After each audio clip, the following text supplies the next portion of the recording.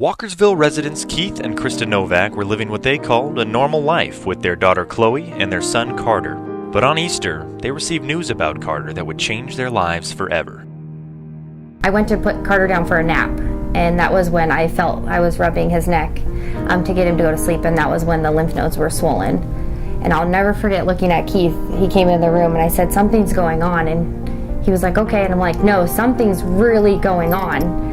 Something's wrong with him. We have to take him to the emergency room." When they were telling us about the diagnosis, I remember the three of us were sitting there watching Batman on the TV, and the doctor came in with the two nurses, and they all pulled up a chair and sat in front of us.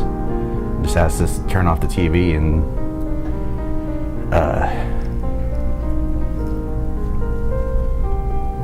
they sat down and told us he had leukemia, and after that it's just kind of a blur. Carter has acute myeloid leukemia, which affects about 500 children a year in the country.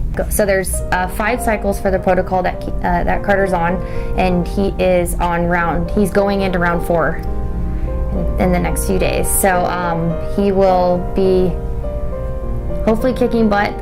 Through the course of the treatments, there have been physical tolls, emotional tolls, and also financial tolls. They had just bought a house, and Krista, who carried the medical insurance, had to resign from her job. We just moved here in October of last year from the West Coast, and I didn't even qualify for the medical leave that naturally would have come with being at a job for a long period of time.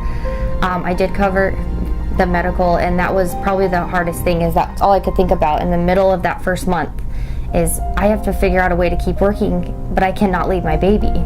And I had to make the choice whether I would resign or go back, and my company knew that the answer was already, they knew I wasn't going back and that I would live in a cardboard box before I left my baby. Keith's going through apprenticeship to be an electrician, and he's getting paid what a student gets paid at this point, and it's not ideal. It's never ideal, but it's most certainly not ideal when we have over a lot of medical bills. The first admission itself was over $680,000 to our insurance, and now we pay $1,500 a month for Cobra. We had just bought a house actually right before this all started, and then we lost one of our incomes, so it definitely makes things a little more difficult. Yeah. Financially difficult, and also difficult for Chloe. Keith and Krista said their daughter has been best friends with her baby brother since the day he was born, and that this has been especially challenging for her. This experience has been the hardest for Chloe. I would say Carter's the one getting treated, but Chloe's the one suffering. We are very close family. We are so close. She never knows when she's going to get to see her mom or her brother. We bring her to the hospital.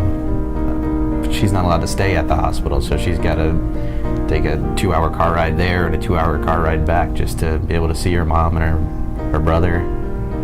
Very close to him, and he is of her. He is of her too now, and it's just really cute to see.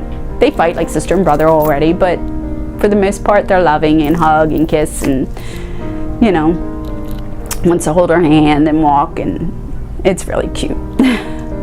We could not have asked. I swear God made a specific big sister in Chloe to be Carter's big sister, because there is no other little girl out there that could handle this the way that she has. She always says she wishes it was her that could be sick, so that Bubba's doesn't have to be sick.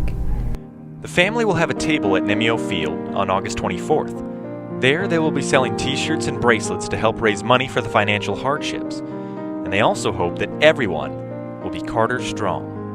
We want everyone to be part of the Carter tribe and, support our little warrior in his big fight.